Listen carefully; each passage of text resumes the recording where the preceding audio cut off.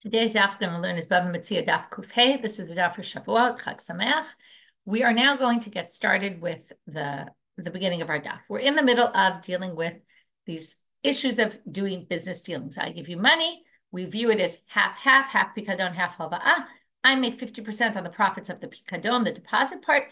You make the profits on the loan element, except that in order to resolve the issue that if we do it 50-50, then actually I'm benefiting because I'm actually getting paid for the fact that you're doing work for me. So what we do is when it comes to losses, we each take 50% responsibility. But when it comes to the gains, it's going to be 2/3, 1/3. Okay, and that's how we have it. So comes Rava. We're dealing with a slew of statements about Rava about these business dealings. The end of the first line in today's daf. I'm a Rava. Iska min upsit. So we started with, I'm going to use the whiteboard and try to show this on the whiteboard. So we started with a business deal that was, let's move this, okay. We started with a business deal, it was 100, okay? I gave you $100 and you lost money. So it went down to 40. Okay, we'll give 40 as our example. Then instead of, now what you should have done, right, at that point, let's just go through what would happen. Well, of the 100, right, so 50 is a loan, 50 is a pikadon. Okay, so that's 50-50. Of that, there was a loss of 60. That means we each took a loss of 30. Okay, so I am minus 30. Okay, and you, I'll call you Y. Okay, let's do that. Okay, you're minus 30. Okay, I'm sorry that my handwriting is not the most clear on this whiteboard, but okay. You're minus 30, I'm minus 30. So what does that mean, really? It means that I'm going to get the 40 back. You're going to have to pay me 30 out of pocket, okay? And we're each down 30. But instead of doing that, you decided to take the money that you had left, the 40, and you decided to reinvest it. And with that 40, you brought it back up to 100, okay? That's what we have in the Gemara here. Tarach umalave velo odue. That means you invested it, you made money off of it, but you didn't tell me that it went down originally. So, this is classic investment firm. You give your money to a stock account, you put it in, and let's say the broker loses you money, but then they make it back or some sort of, VC, whatever it might be. Lo matze amrale. Now, let's just go back. Now, if we look at this as two separate transactions, we put a line in between. The first transaction, let's just put this all the way down. You lose 30, I lose 30. Then it goes up 60, okay? So if it's up 60, what do we do with the 60? And this is why I chose these numbers, because you're going to get 2/3 and I'm going to get 1/3. So I'm going to get 20 and you're going to get 40. So if we go to the total, okay, what's the total now? I'm down 30. I'm up 20. I'm down a total of 10, which means I will get back 90 out of my $100. And you were down 30, but up 40, you're going to be plus 10. You're going to end up walking away with $10.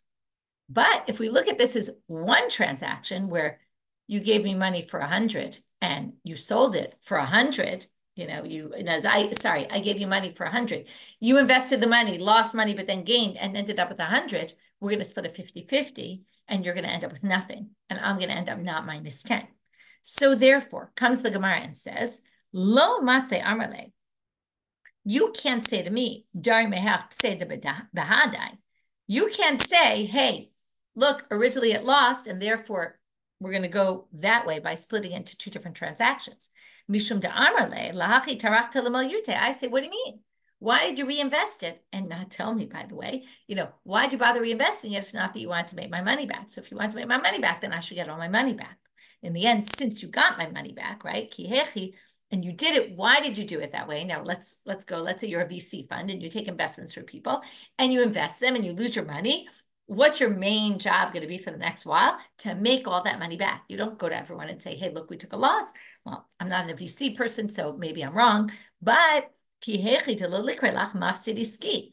don't want anybody calling you, hey, this guy's a guy who just loses money. So therefore, I'm going to close this now.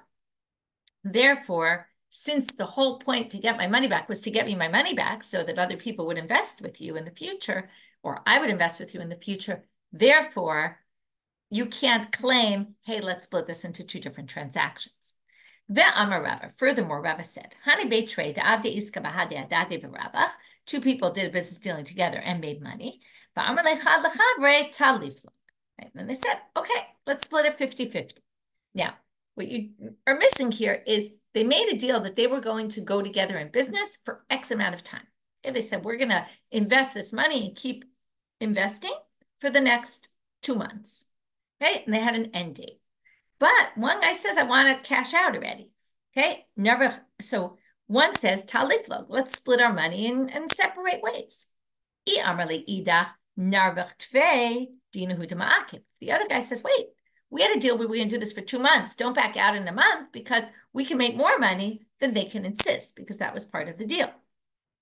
The Amarle havli palga de Ravcha. If let's say that one side says to the other, listen, give me the profits. I'll leave the principal. The principal, so we started with 100. It's now our fund is at 150. I just want to take 20, right? The 50%, 25 of the profits of my side of the deal. I want to take $25 out, half of the proceeds, and you can keep the carrying and keep investing that. Amar le Rav Halakarna B'Shtabit. You could say to me, no way, no how. You can't take out your $25 because your $25, yes, it's proceeds, but it's not proceeds until we cash out, which means that if we now invest the other 100 and it goes down, your 25 is supposed to cover the losses for that. It's basically mishuabad. It's leaned, it's subjugated to the original loan. So you can't do that. V Amarle, if I say, Havli palga ravcha upalga karna, what if I say I want to cash out half the proceeds and half the karen and just get out of here? Amarle, right? In other words, take my share. The first one was I just want to take my money out. Here I'm saying I want to keep investing my money, but I want to invest it separate from you. I can't do that either.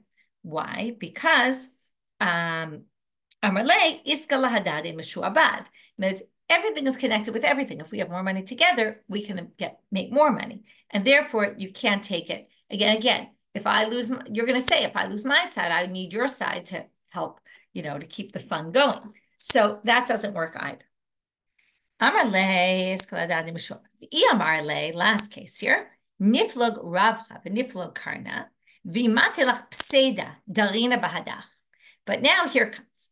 I say, listen, I don't really want to be together on investment. I'm going to take my half of the principal and the proceeds, and you invest your half. But since you complained before that, we need all of it because if the money starts to go down, at least we'll have more money. That's really right. Iska la'adade mishuabad actually means, I didn't explain it clearly enough. What it really means is that in the event that some of the money gets lost, you want more money, right? We have a bigger fund so that there's more money to put in.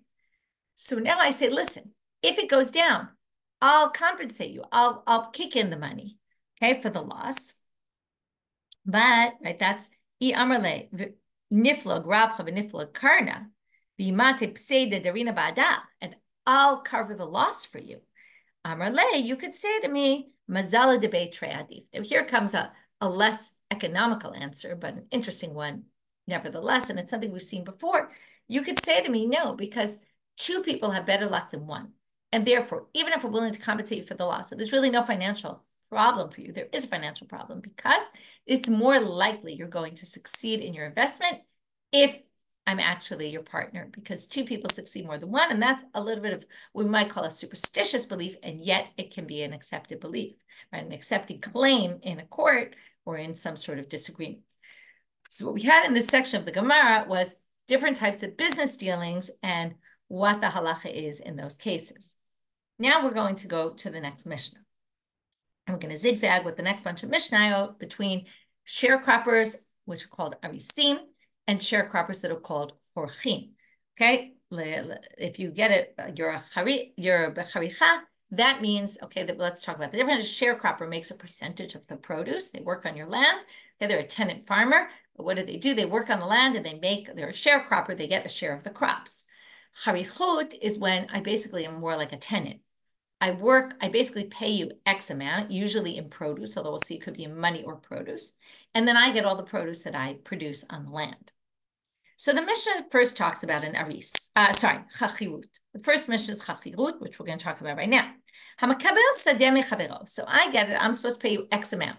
Doesn't matter how much I plant, how much I don't plant, how much grows, how much doesn't grow. And I am lazy. I don't want to weed the field. And I say to you, what do you care whether I do it or not? In the end, I'm going to pay you what I'm going to pay you. So what do you care?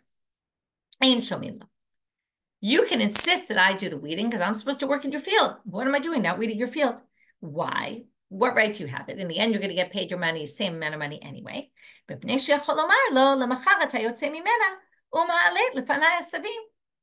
you could say to me, listen, Michelle, you might back off tomorrow, and then I'm going to be left with a field full of weeds. That's not good.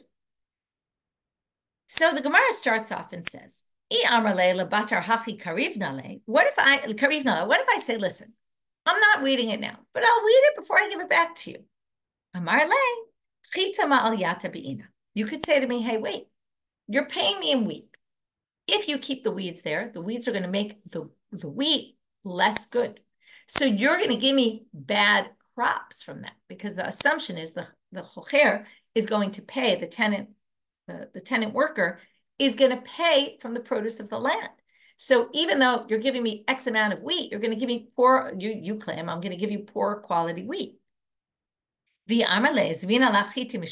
if I promise I'm going to go buy you the nicest grains in the shuk, the nicest grains of wheat, and therefore you have no claim on me? You still have a claim. You can say, I like my own crop. So weed that land so my crop goes well and I get my own wheat, right? There's a lot of people who are very connected with specifically the fruits that come from their own tree or the vegetables they grow. What if I say, look, you're anyway going to get X amount of the land, not the whole thing. So I'm just going to weed your section. I'm not going to weed my section. You can say, you're going to give a bad name to my field. People are going to say, oh, that's the field that's never weeded. But wait, the Mishnah explained what's the problem, because it's going to grow the weeds, right? If I don't do it, it's creating this growth that's no good. But that's not what you're saying. You're saying it's just people are going to say bad things about my land. Ella, so that can't be. So they changed the answer for the last question. You can say, listen, when it grows those weeds, because I didn't weed out the land, and it grows weeds, there's seeds on that, and those seeds are going to go into the crops, and then it's going to mess up my land further on, because there's going to be all these things growing that are bad, and it's going to ruin my property over the long term. And that's why you have a claim against me in all those cases. Next Mishnah, we're moving now to arisut. It's a little bit strange because the Mishnah, all these cases, says hamakabel sadeh mechavero and doesn't say arisut or chachirut, but it becomes clear from the context what each case is referring to. Hamakabel sadeh mechavero v'lo asta. I get your field as sharecropper, and I don't work the land. Now, this is a bigger problem because you're supposed to get a percentage of what I work, and in the end, I didn't work. Im yesh ba kadei laha'ami pri chayav l'tapel. Now, no, the issue is, lo asta means I actually worked the land, but nothing grew. So now the question is, what are my obligations? Okay, so now the issue here is, right, the Aris says, listen, this isn't worth my time. I don't want to work, right? Rashi says, okay, I said, listen, I don't want to deal with this field anymore. It's not growing anything. It's not worth my while to put my effort into to grow so little. So the question is, what is considered little or not? At what point do we determine if I can just say, listen, this isn't worth my while? If I can make a pile, then I already have to deal with it. If I can get enough grains out of here to have a pile of wheat or whatever it is, we'll get to exactly what size pile, how do we know? Then yes. Rabbi Yehuda, my kitzba bikli. Wow, why are you doing it in piles? Of course, that's a ridiculous way, he says. We have to determine this not based on a pile. You could have a very small field. You could have a very big field. One pile is going to be the same for a small field, a big field. He says no. We have to determine it based on kidei nefila, okay, which we're going to discuss later what that is. But what Rashi explains is, if you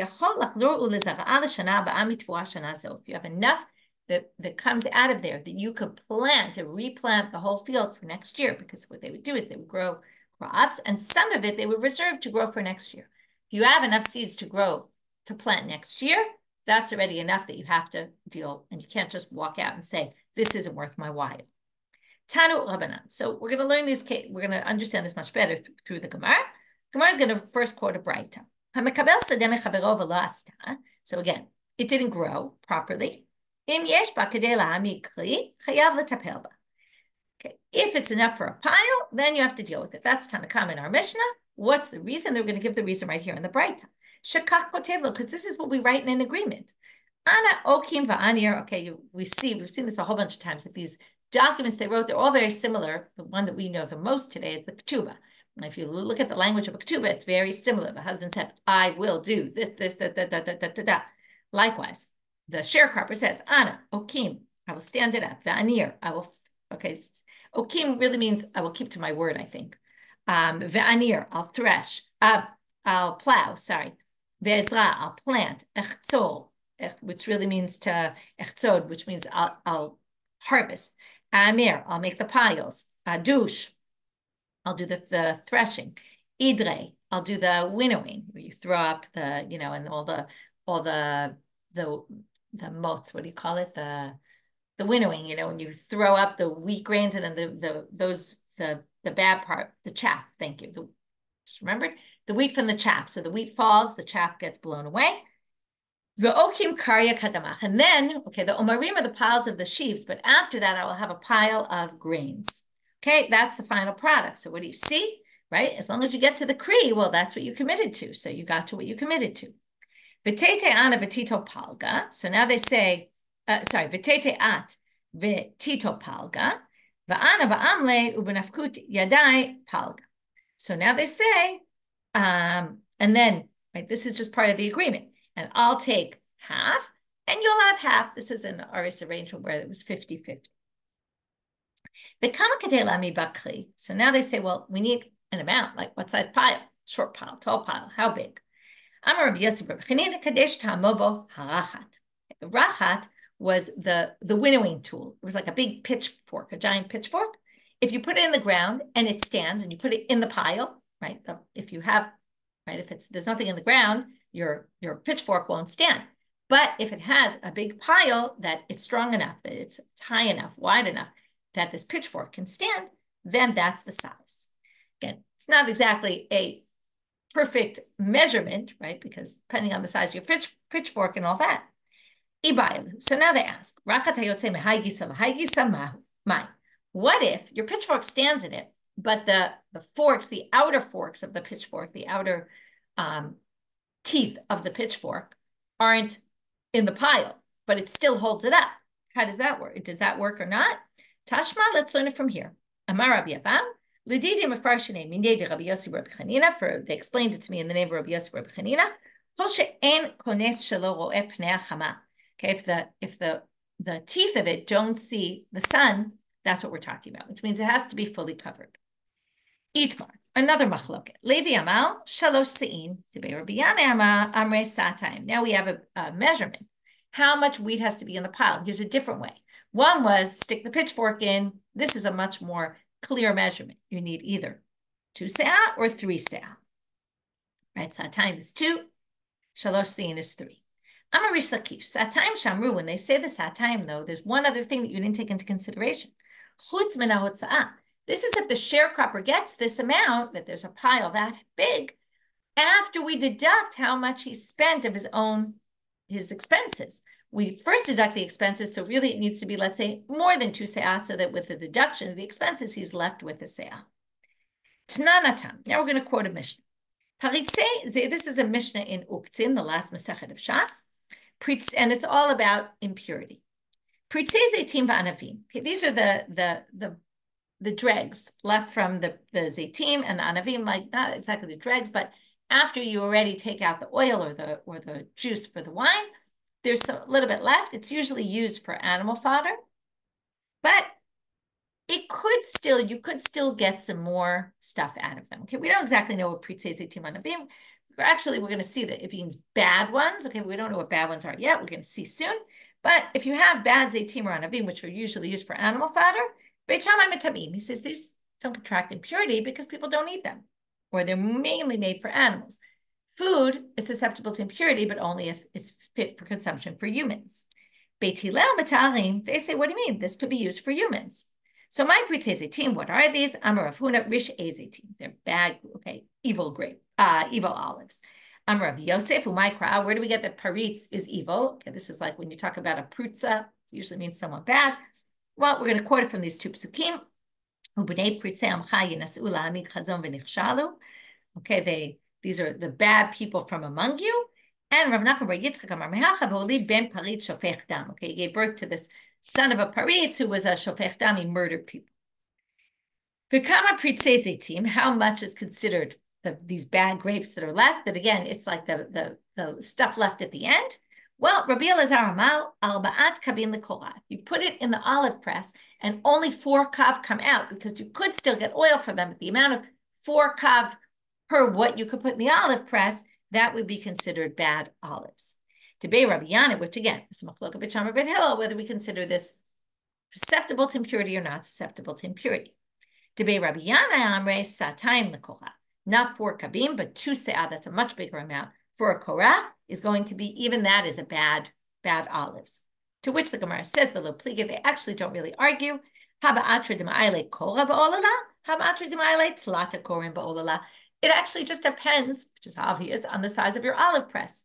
Because what we're talking about is the amount you would put under the beam in the olive press, right? What they would do is they would put a beam on top of the olives, and after time, right, basically slowly the oil would come out of the olives.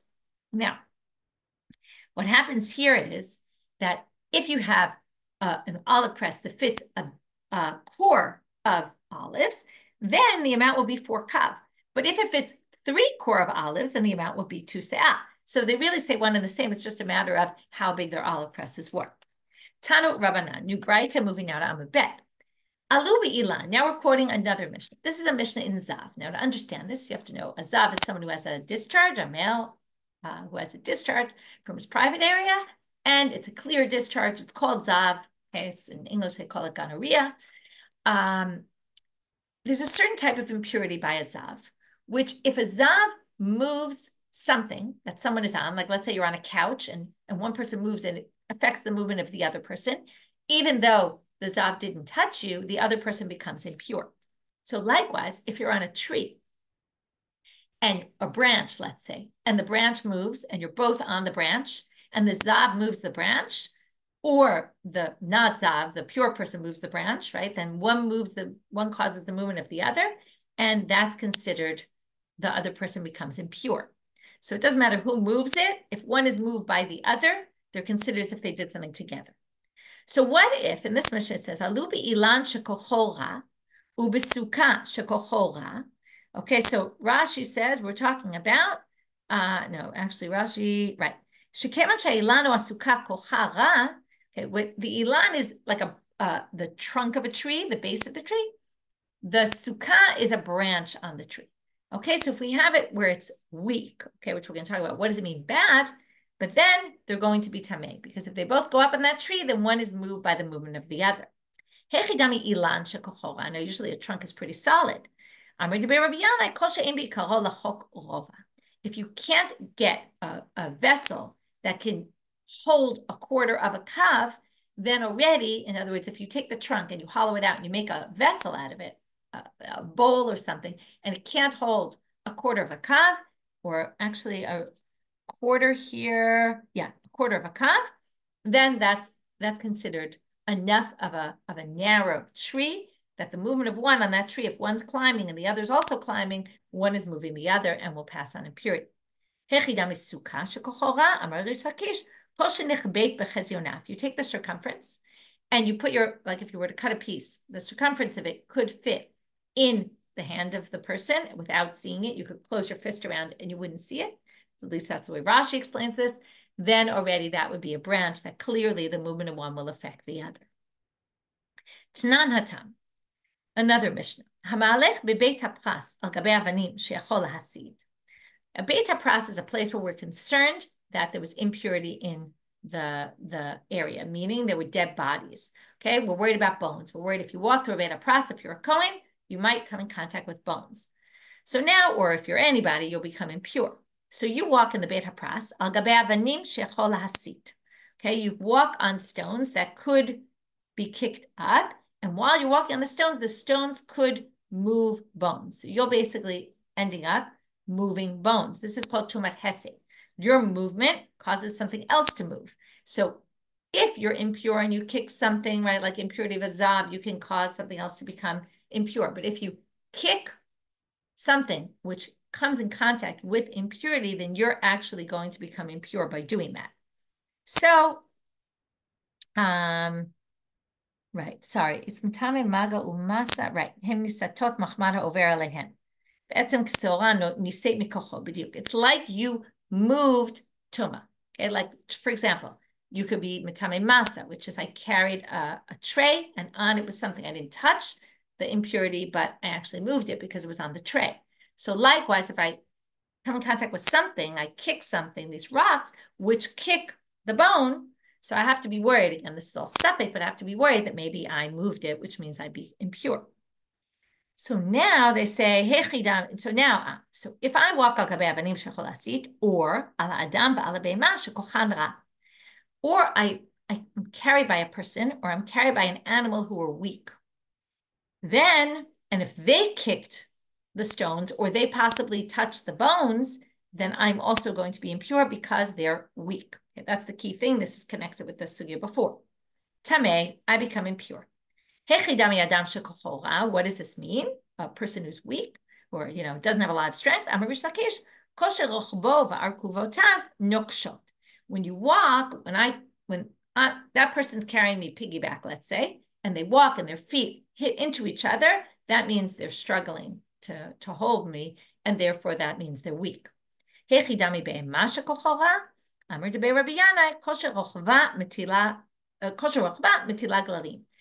lets out excrement as you're riding on it, again, you're causing the pressure on the animal. The animal's too weak, and therefore the excrement comes out while you're riding on this animal.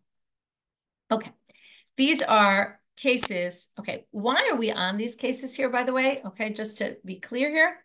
So they say here that the reason we're on this is because we're also learning things from the yeshiva of Rabbi Yannai, and that's where we started, that Levi said 3 se'im and Rabbi Yannai said 2 se'im, and from that we got on to, right, let me just double check something. Yeah, these are all, I see. Okay, I didn't check this before class. Now I'm looking at it. Rabbi Yannai, all these Mishnayot apparently were said in the house of Rabbi Yannai, the Mishnah of the Pritzei Zeitim and Anavim. And then we had right, let me just see, right, he doesn't really appear there. But apparently this is another Mishnah that was said in the house of Debei Rabbi Yannai. That's what Amri Debei Rabbi Yannai, Kol she'ein bi'ikaro lachok rova. And from that we got to that. In the Beit HaPras, also Rabbi Yannai said, right, no, he didn't say that either. One second. Rish Lakish said this. I see. Rabbi Yannai said, Kol she'rochva metilag lalim. Okay, and in the Pritzei Zeitim and Pritzei Anavim, there I don't see Rabbi Yannai at all. That's a little strange. Okay, so I'm leaving that as a bit of a question, but the reason why these sugyot come up is because Rabbi Yannai is explaining them, and that seems to be the link that connects all these sources. Next one. Amrei Debei Rabbi Yannai, here's another thing that was said in the house of Rabbi Yannai, Litfilah u'litfilin arba'a kabim. So when it comes to tefillah and tefillin, okay, this is really back to where we started, where Rabbi Yannai gave an amount, a measurement, the time. And now we're going to see he has another amount of tefillah and tefillin is 4 kabim. L'tefillah mahi, what are we talking about? What's 4 kabim? So detanya hanoseh masui al ktifo v'yigeh zman tefillah. If you're carrying something, a load, and it's time for davening, we assume if you're carrying a backpack on your back, it's not so heavy, less than 4 kav of items. It's interesting. Kav is a volume measurement. You would think it would be weight, but they do volume. We did have discussions about volume and weight and all that. But we assumed, and it could be they were just talking about classic, weight of wheat, and that was their volume of wheat, which, X volume of wheat, we know already what the weight is. Could be they're just talking about standard in wheat terms, even though it doesn't say that. But if you're carrying 4 kav, you can daven. But any more than that, it's going to distract you from your davening. You have to put it down. So if it already gets to 4, in other words, under 4, you're okay. At 4, you have to put it on the ground. Litfilin mahi. What's this measurement of also tefillin is 4 kabim. Titania. If you remember, people in those days would carry things on their heads. We had it with the woman in the kalta on her head when she covered her hair. We give this example, and Rashi says it's a basket that people would wear, like people in the shuk carry these big baskets on their heads. So if you're doing that, the tefillin b'rosho, this, by the way, is proof that people in those days wore tefillin all day, and you were wearing tefillin at the time. If it's crushing the tefillin, then it's, of course, forbidden. Mutar, but if it's not so heavy, then you can continue to wear your tefillin. What kind of masoy they're talking about? How big? Again, we go to, that's why the tefillin ba'arbaat kabim, we assume up to 4 kav, you can do it. More than 4 kav, you have to take off your tefillin. Tani Rabbi Chia, hamotzi zevel al rosho, utefillin berosho. This is a little unpleasant. You're carrying fertilizer, which was made usually of dung and things like that. And you're carrying that on your head and you're wearing tefillin on your head. Obviously, that seems very disrespectful. You can't just move your tefillin to the side. You can't tie them around your waist. We don't do that with tefillin. That's very disrespectful. So what do? Interesting solution, right? There's tefillin on your head and tefillin that goes on your arm. So you take the tefillin that goes on your head, you put it where the tefillin is supposed to go on your arm, and you, I guess, end up with 2 sets of tefillin. Maybe on your other arm. I didn't really look as to what exactly they mean, right? Rashi says next to the tefillin shel yad, I guess you just put on 2 sets of, your tefillin shel yad and your tefillin shel rosh on your arm. Mishum de beishila amru, afilu mitpachat shelhen asur laniach al harosh sheyesh bo tefillin. Even this mitpachat, this scarf that they used to have around the tefillin, you might see Sephardi Sefer Torah have scarves with them. Perhaps they had also with their tefillin some sort of covering they used for the tefillin. Even that you can't you can't put on your head when you have tefillin. You can't put anything on your head according to Beit Bar Shila, even, right, when you have your tefillin on, nothing else goes on your head, even if it's the mitpachat that goes with them. Vikama, how big an item would be a problem? According to Rabbi Shila, Amar Abai, afilu rivet to pubedita, even a quarter of a litra in pubedita, like this small measurement, even that would be forbidden, meaning don't put anything on your head when you're wearing tefillin. Amar Rabbi Yehuda. Now we're back to the Mishnah. Rabbi Yehuda had said, Mike, it's Babi Kri. Why is Kri the amount? Okay, that's how we got to this whole thing about a pile. What's the size of a pile? From there, we got to Rabbi Yannai. From there, we got to all these other things where Rabbi Yannai had something to say. And from there, we went back to these, other, right? We ended with this last thing about other measurements that Rabbi Yannai talked about. Then we go back to Rabbi Yehuda, who said, it's ridiculous to say it's a pile because doesn't it depend on the size of your field? So kama kadei nefila, how much? How many seeds? Rabbi Yochanan, in other words, now we said it all depends on the size of your field, but we need to know how many seeds is enough to plant in a field of what size. We need to know the ratio. Arba'a se'in l'kor. 4 se'ah of seeds, it plants a field that could grow a core of wheat. Rabbi Ami dilei amal, shmonat se'in l'kor. He says 8 se'in for a core. Amalei hu sabala Rav Chama brei Rabbi Abba bar Abba esberelach b'shnei Rabbi Yochanan v'shmina ara b'shnei Rabbi Ami have a klisha ara. He says they're not really arguing. Rabbi Ami says 4 because in his day the land was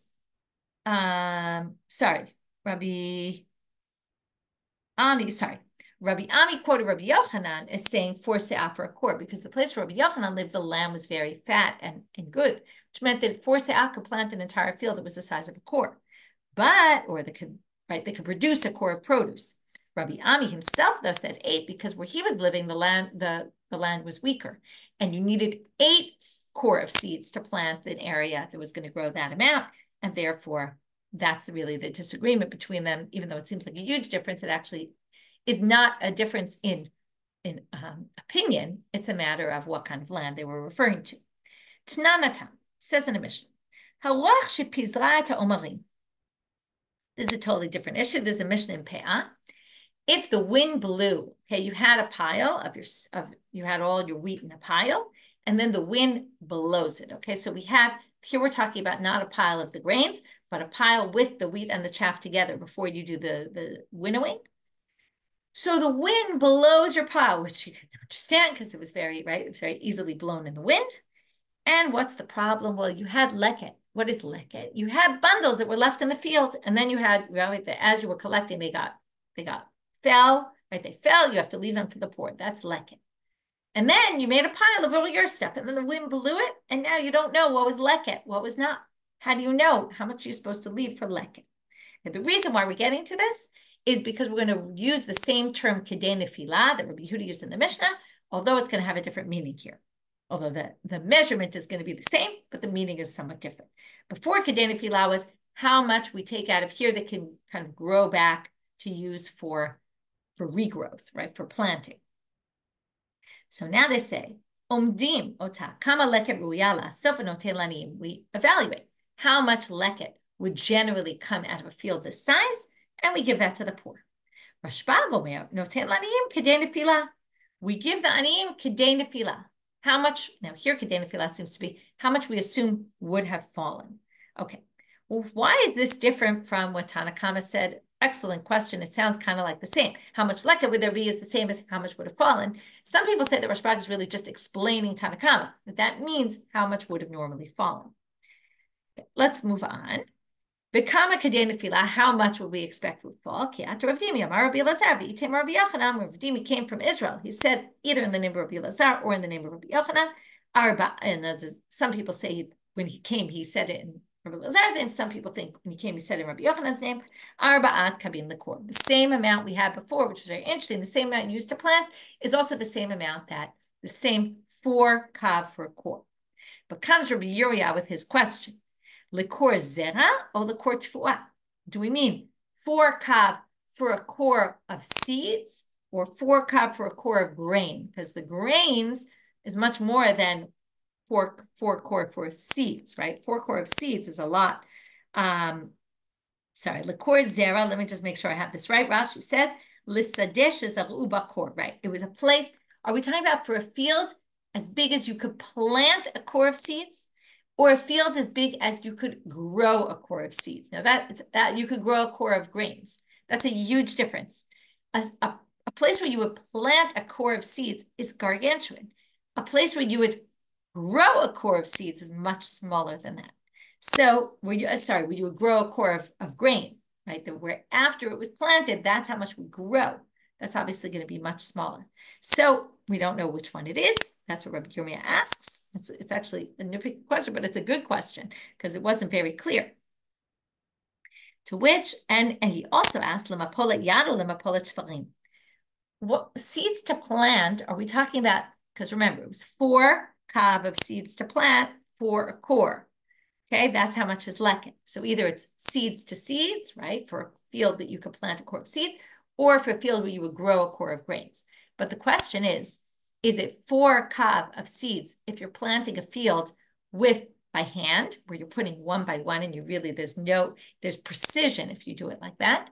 Or is it a mapolet shvarim, where you give the shore and then the shore, right, goes through and drops the seeds where there's a lot of waste there. And then you would need, right, to plant something that, right, it would be, if you go with that it's the amount in a field where you would plant a core of seeds, that field would be a different size. If we're talking about one by one you did it, then it would be much bigger because there's no waste at all. Or where you would take a core of seeds to plant it with the shvarim, with the oxen, where it would be much less because you'd have a lot of waste there. Like you have to add a lot more for a smaller size field, right? The core would be a smaller size field because there's a lot of waste. Teku, and we don't have an answer to the question. Oh, I actually skipped a line, sorry. No, that was it, sorry. I skipped right now. Tashma, let's learn it from here. Again, there was a bit of a debate about, this time it was Ravin who brought it, the Torah from Israel, and it wasn't clear again in whose name he quoted it. Arba'at kabin l'kor zera. It's actually 4 kav for a 4 kav of seeds for a field that you would plant a core full of seeds. So it's actually a much smaller amount because that amount for a very gigantic, right? That's the ratio for a very gigantic field. But we still don't know which type of method of planting are you using, to which we end with teku. New Mishnah. So now you take a field, and in this case, we're talking about you take a field b'charichut. Okay, you're going to pay a set amount, and it gets, now, again, you're responsible no matter what. But what if halakha gav onish difa? It ends up either grasshoppers come and eat it all, or, right, this is what we call a natural disaster, or it gets wind blasted. If it's something that affects the whole area, then you can deduct that amount of loss and you don't have to pay the owner. It's not your fault. This is like a classic contract you take, right? If you're going to have an event, and then what if there's an earthquake? What if there's, you take insurance for that kind of thing. But if it's not, and it's just your field, then you have no choice but to pay.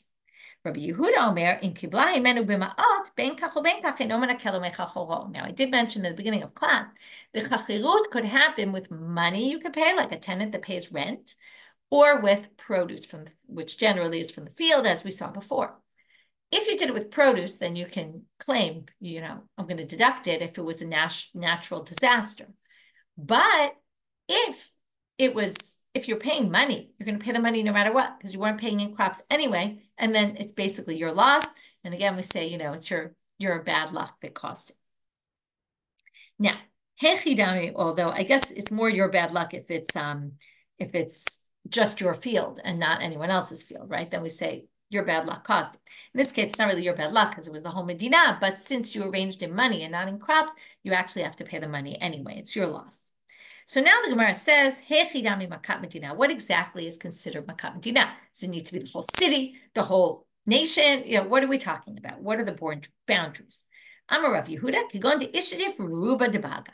If the majority of this valley area is affected, again, majority. We go by majority rules. Ula amal, kigon shenishdefu al basadot me'arba ruchoteh.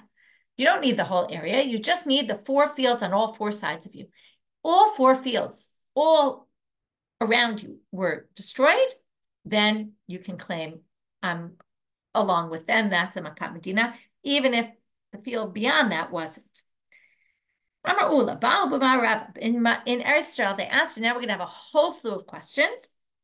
I'm going to just get started on them today, and they're all going to end with teku. What if all the fields around you, but just one row from one side to the other, complete straight line, but not the whole field? Well, do we say, well, yeah, that's still a makat medina? What if everyone's field around you was destroyed, but there was one row in each one that wasn't destroyed? What's the case there? Afsika biramai. What if in between you and the next field was a field there was nothing growing, and then the field beyond that, okay, was what we call a sadebor, wasn't used for planting. The field beyond that was totally fine, but since the one next to you wasn't planted, maybe it's something that would have affected that had there been stuff planted. Asfastamai. What if there was fodder in the field, right, and therefore they weren't wind blasted because the wind doesn't blast that stuff, doesn't ruin that stuff, but it doesn't. This kind of hot wind doesn't ruin that kind of stuff. Then again, you have no way to really know. So what do we say in that case? And then we're going to continue with this slew of questions. Okay, so now we'll review from the beginning of our daf. We started with Rava giving this advice about different kinds of business dealings that, again, we're trying to avoid interest issues. And then the question is, how do we calculate the gains and the losses? Depending on the situation, can one claim on the other, try to win out in certain ways on the other. And if we have a deal together, can you back out early? And what are the issues? Then we started talking about things that would happen in a dealing with arisut chachirut, and the differences between them and what you're allowed to, if you don't want a weed, we basically said you have no choice, even though it's chachirut. Then we had, if you did arisut, and, the question is, if the field doesn't grow, well, not because of anything you did wrong, but it was just a bad year, can you say, hey, I don't want this anymore? At what point is it the pile? Is it a particular amount, kedeni filah, that you can plant? And then we got into what's that amount. From there, we got into an explanation of Rabbi Yannai, and from there, we jumped to all sorts of other places. Rabbi Yannai kind of gave measurements of different items. And then we got back to our topic of the measuring. We got to the kri, Rabbi Yehuda, who said it's not the kri, it's kedei nefilah. And then we brought a different sugya where kedei nefilah came up, which was all about the leket. And then we got to our last Mishnah about what if some national disaster happens, or natural disaster happens, also natural, Makat Medina, where even though you did chakirut, but then this natural disaster happens, is it your responsibility or not? And what are the different opinions and what are the circumstances? With that, we'll finish. Again, Chag Sameach to everyone. And we'll meet up after Chag, again, for those keeping second day. So the shiur will be up after Chag. For those who are in Israel, we'll have class as usual.